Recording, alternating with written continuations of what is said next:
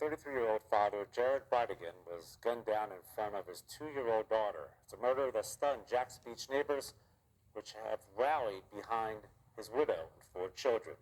Now, some tabloids have cast suspicion on his ex-wife, Shanna Gardner. Those tabloids followed and photographed her and questioned her innocence. And Gardner has not spoken publicly to anyone about Bridegan's murder until now.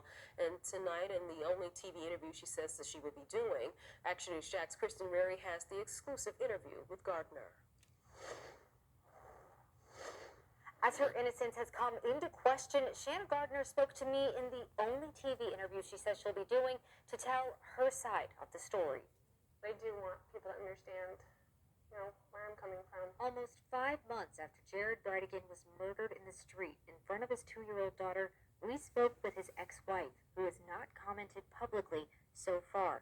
Our first question: why have you stayed silent? I was asked to not talk to the media or give a public statement, but with the level of speculation, I felt that now it was necessary to speak out. Shanna Gardner revealed she was asked by Jared Bridegan's widow, Kirsten, not to speak publicly, but we wanted to know how the relationship could have gotten to that point.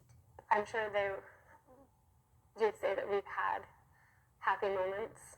I mean, we share the 2 most beautiful children in the world. In 2015, Jared and Shanna divorced. Their court records, which we obtained from the St. Johns County court system, revealed a long, complicated process lasting over 5 years. Anytime divorce comes into any situation, it's messy.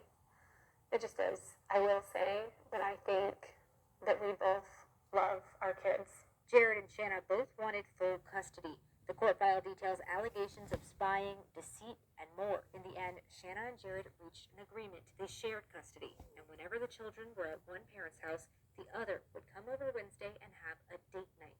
That's exactly what Jared and his twins did the night he was killed. It was actually one of the things. Sorry. I remember my son tucking me in and him saying that it was a good date night. But that happiness would end just minutes after leaving Shanna's house just over 2 miles from her home. In a quiet neighborhood with few security cameras, a tire was rolled out into the street. Jared got out of his car to move it and was shot dead. His 2-year-old daughter sat in the car, strapped into her car seat alone for 3 minutes before someone came to help. I was shocked. I fell to the floor because I was devastated for what I was going to have to tell my kids. Jared died in that street, leaving behind 4 children and a heartbroken family. They were, I think, in shock. Later, in a blog post, Shanna's mother said she was not invited to the funeral.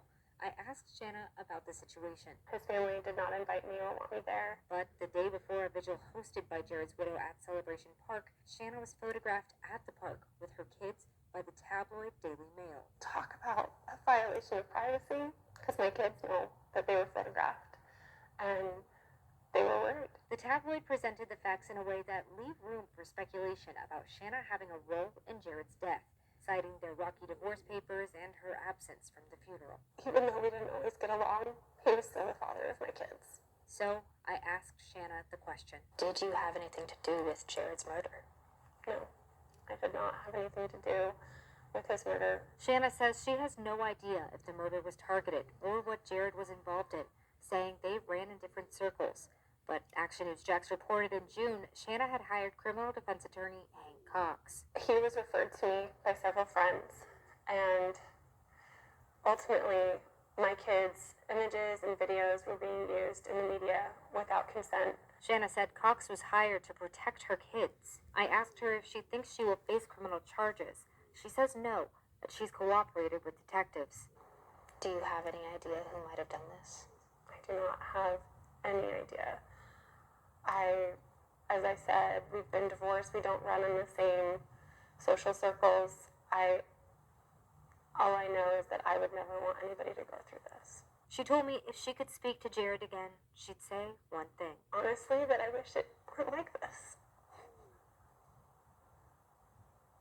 I wish things could have been and could be different. And Shanna told me